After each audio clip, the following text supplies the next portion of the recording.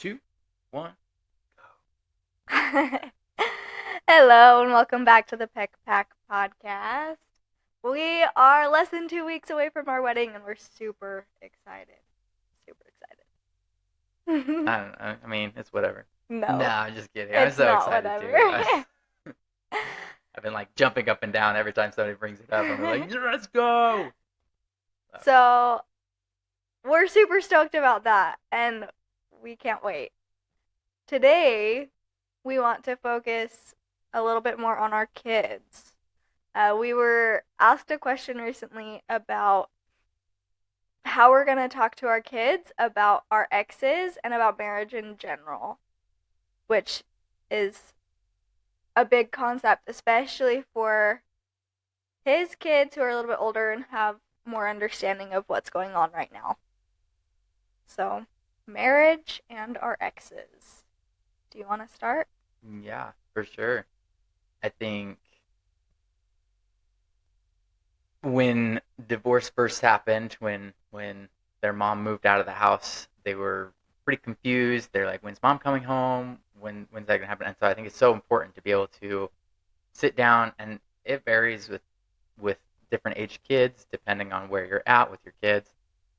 But I think it's really important to think about what you want to share with your kids and how to be as honest as possible with your kids without putting your ex in a bad light.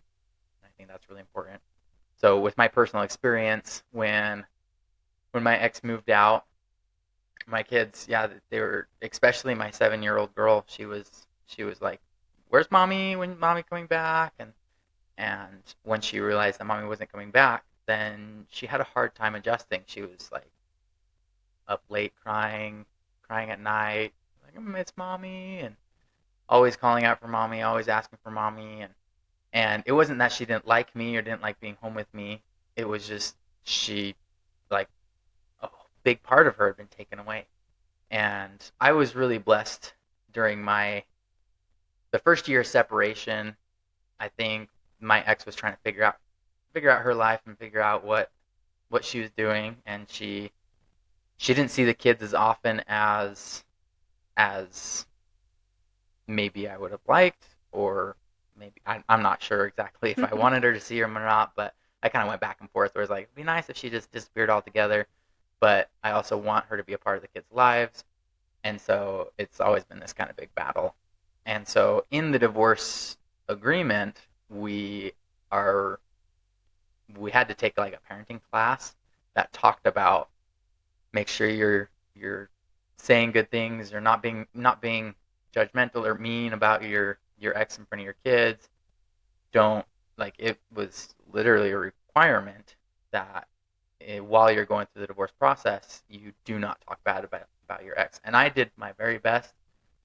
I probably wasn't perfect, to be honest. I think I made some snarky comments every once in a while, and when I was upset or heated, but I really did try my best. And I know nobody's gonna be perfect on that, and it's hard when your kids ask, like, "Where's mommy?" and you're like, "Well, she moved away. She's not here." And but I think the most important thing to remember. I'm kind of rambling here, so I think the most important thing to remember is give them as much love and support as you can, even if they're going to be missing a big part of themselves, even if they're still seeing the other ex regularly. It's still hard to be with one or the other, because then they're constantly missing half of their parents, half of their guidance. And so it's really important to give them as much love and support as possible. And I was super blessed. I love bearing my testimony about this, because the the year that I was separated, I was able to just hire a bunch of people for my business, and I basically was just a stay-at-home dad. I hired somebody to do marketing for me, to book appointments and to post ads, and I hired somebody to go do deliveries for me, and to keep my warehouse organized and stuff. And I was able to have my business continually making money while I stayed home and took care of the kids and was a stay-at-home dad and give them as much love and support as possible. And that was such a huge blessing for me, because if I had been separated the year before, I wouldn't have been able to do that. And if I had been separated maybe a year prior, then I don't know if I would have been. It was just like the perfect year that I was able to do that and make that happen. And so the blessings that Heavenly Father puts in our lives to make things work out if we're willing to look at those and see. Because some people could look at that and be like, wow, that's just a coincidence. But it's really not, you know?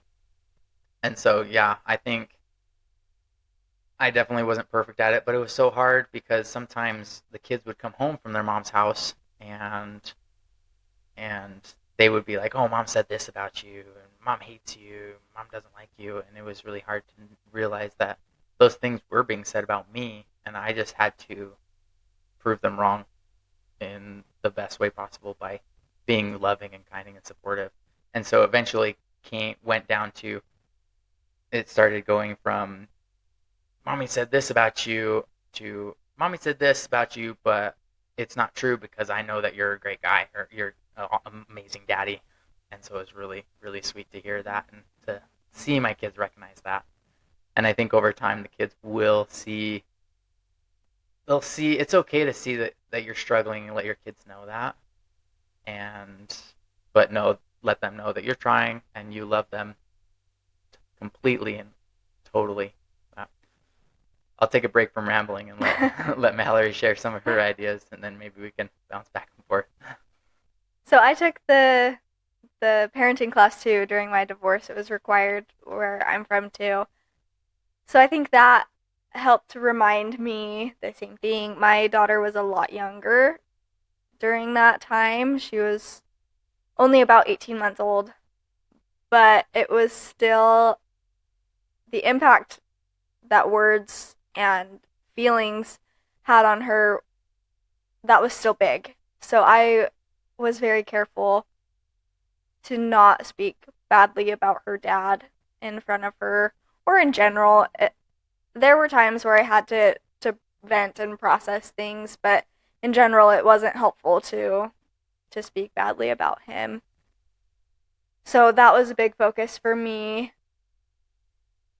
And I think that as far as what to teach her or tell her moving forward, she will learn who her dad is whether I say anything or not. The way that he shows up for her and the way that he loves her will be what builds her view of her dad. And I know that he loves her so much. So the kind of husband he was doesn't matter when it comes to my daughter. All that matters is the kind of dad he is to her. So allowing space for that, allowing him to be a good dad to her as much as he can, as often as he can, I think that will build her view of who her dad is. I don't need to tell her who her dad is. So I think that has helped me to have that viewpoint. I'm not going to hide things from her. If she wants to know why we got divorced when she's older and has more of an understanding, then she deserves to know. So age-appropriate details won't be withheld from her, but I'm not going to go out of my way to say, your dad did this, or this is what happened, or this is why I'm angry, or any of that. That doesn't need to exist. I don't think she needs to hear that. So I agree. Showing all the love and support for your kids that you can. It's hard because families are so much more balanced when there's a mother and a father. And I am going to fill that mother role for these kids, but I am not the woman that gave birth to them. So there's a lot of, it's tricky. It's tricky to know what role I can fill, and it's tricky to have conversations between the two of us that need to be had about our exes and about communication and about things that have happened or when they're coming to get the kids or whatever, without having those conversations between the two of us without the kids being involved, because there are situations where there are possible plans with my daughter's dad or his kid's mom that aren't set in stone yet, and we don't want the kids to have expectations of their parents that then fall through. We don't want them to have a negative opinion of their parents. We just want them to have a realistic opinion of their parents. But again, I don't think it's our place to say your mom or dad said this and it's not happening, and so you need to get disappointed or you need to feel this way. That's not. They'll learn. They'll learn who their parents are, and they'll learn when and how they can trust them, and they'll learn that their parents love them, and I think that's what's most important. Yeah. I had a hard time at the beginning trying to get rid of that resentment I had for my ex, and it was a lot easier once I kind of let go of this desire for control, of wanting to be like I want to change her, I want to fix her, to she's a daughter of God, and she's working on her own path, and she's experiencing exactly what God needs her to experience right at this moment. Yeah. And that helps me be able to forgive and love and care about her in a way that I want my kids to, and just trust that God's going to teach her what needs to be taught, I guess. And the kids too, that they'll be protected in it. Mm-hmm. Yeah. And as far as like the whole vision of marriage, I think it's tricky because the kids see divorce in their lives, and multiple times now, and it scares me a little bit to think about what's going to happen when they're preparing for their own marriages and they're going through struggles. Are they going to look back and be like, oh, yeah, my dad got divorced, so it's okay if I get a divorce? Or I don't want them to take a decision like that lightly. I want to help educate them in the way that they can do proper research and be able to properly find somebody that they want to spend eternity with. And when things get hard, they fight for them and work through those things. And so it scares me a little bit because I know that statistically, I don't know the exact statistics, but statistically, children from divorced homes have a higher divorce rate when they're kids or when they're older. But I think if we can learn from our experiences and share those experiences with our kids, then they can also learn from them too, and recognize that, yeah, even though we went through a divorce, now we're in a relationship that we can fight for, and we can help them see red flags to watch out for in relationships, and be able to figure out how to repair relationships before any divorce even thinks about, any that even comes up issue. Right. I grew up in a home where divorce almost didn't exist. Not that it wasn't talked about. I had friends whose parents were divorced, but in my mind and the way I grew up, marriage was eternal. That's just the way it was. So, like you're saying, I don't want our kids to think that marriage isn't eternal. I want them to have that same mindset that we grew up with, and understand that if they're in a situation that's unsafe or unhealthy, there is a way out and they can have help and support. But marriage is eternal. Marriage is a huge commitment, and they deserve to have somebody that will love them forever and work for that relationship forever. And I hope that they can see that in us, and that they can have that to look to. I think that's amazing to be able to, even though they've had this negative image of marriage, we now have the chance to paint a much, much more brighter picture of an eternal marriage by the way we treat each other every day and the way we take care of each other. And it'll be huge for them, and they'll see that and be like, oh, I see how much my mom and dad love each other. And I'm excited for them to see that. So it's really, really pretty amazing. It is pretty amazing. I,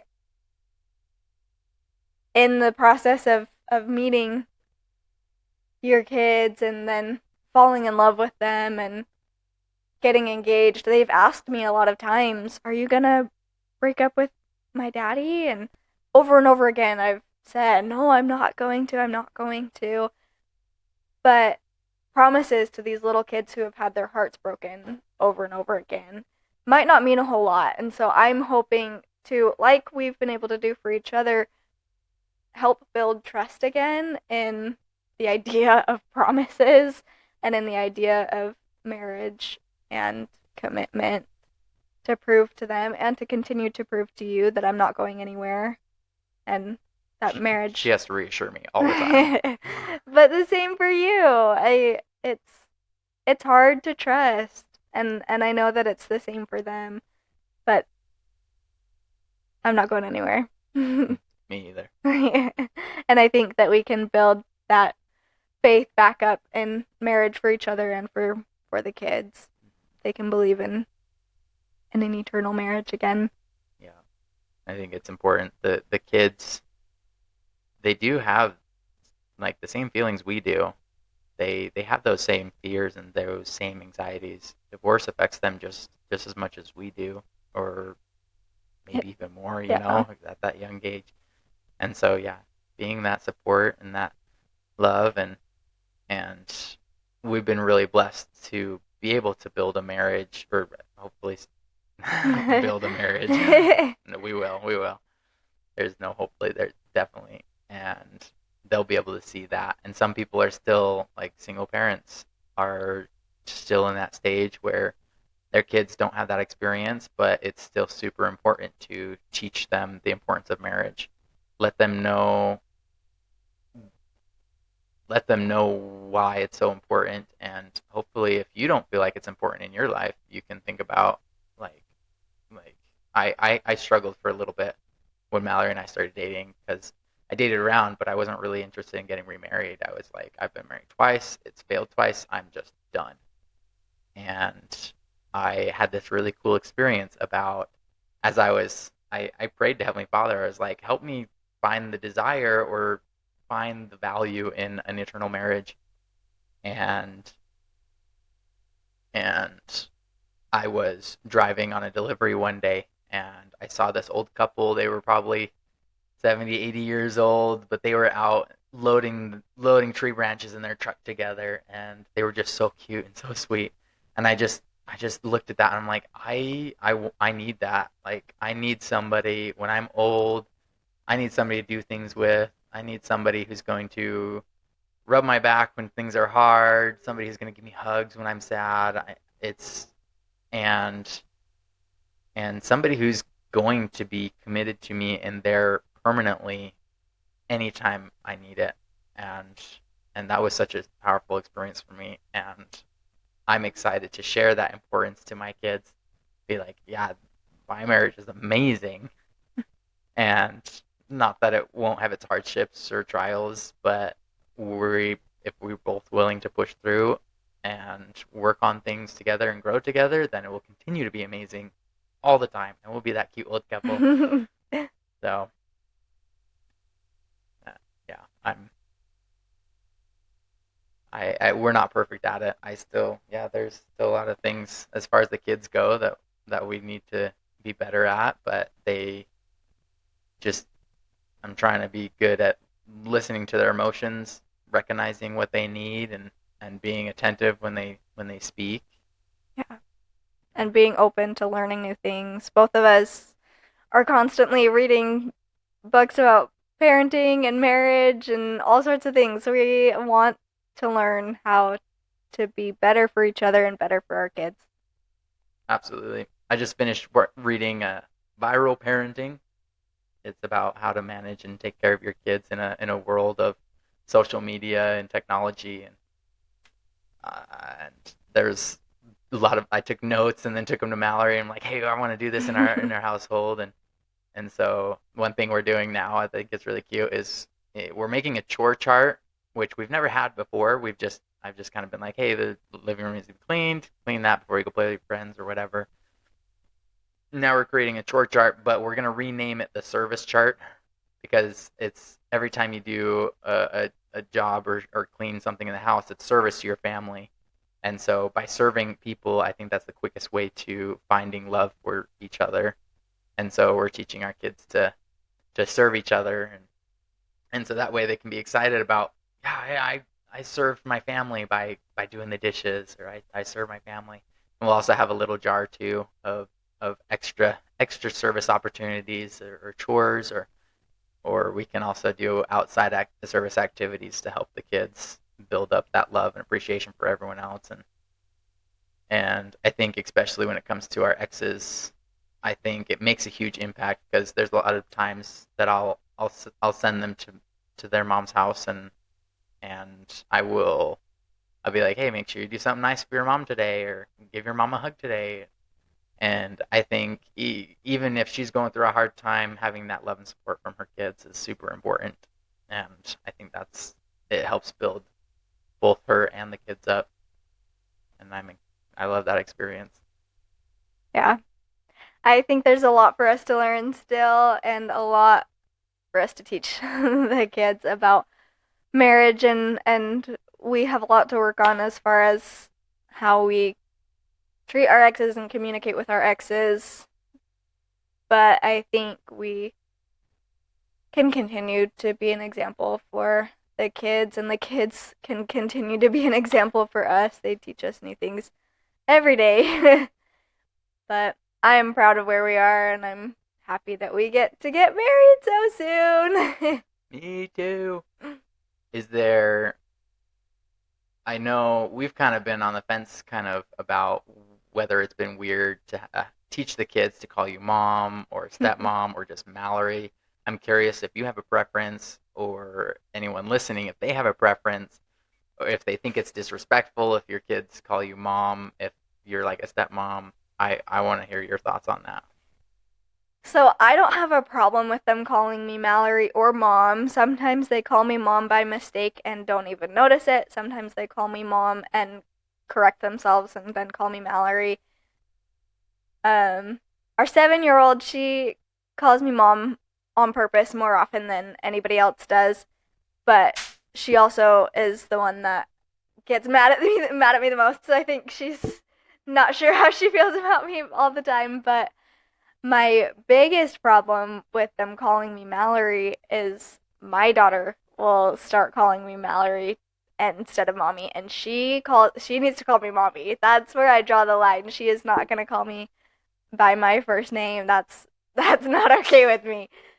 But if they call me, actually, our 7-year-old, she told me that she was gonna call her. She calls her first mom or her real mom sometimes. She's gonna call her mom, mommy, and she's gonna call me mom. So that would totally work for me. Whatever they end up calling me, respectfully, I'm okay with. Yeah. But it's different for everyone. Their mom is still in their life, and I'm not replacing her, so. I know it's a big role, and the role you're filling is mom or mother of the house. Yeah. And so while they're here, I think it's completely respectful to call you mom or mother. Mother. Hello, Mommy. mother. Are you my mother? So yeah, but I don't want to push anything specific on them. I think it's up to them. Yeah. what they do. It's just up to Mallory to. I don't want to force them into something they're uncomfortable with, but I would be more than honored to be called mom.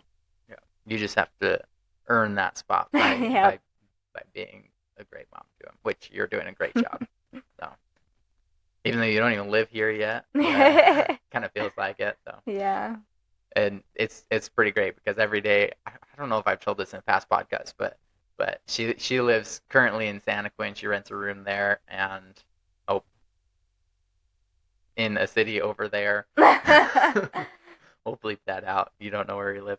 And and she lives about 10 minutes away, and then she'll come visit. She'll come in the morning when she wakes up, and we spend all day together. We do everything together, and then she goes home, sleeps, and then comes back every single day. So it feels like she already lives here, but all we have to do is to get married, and then she can really live here.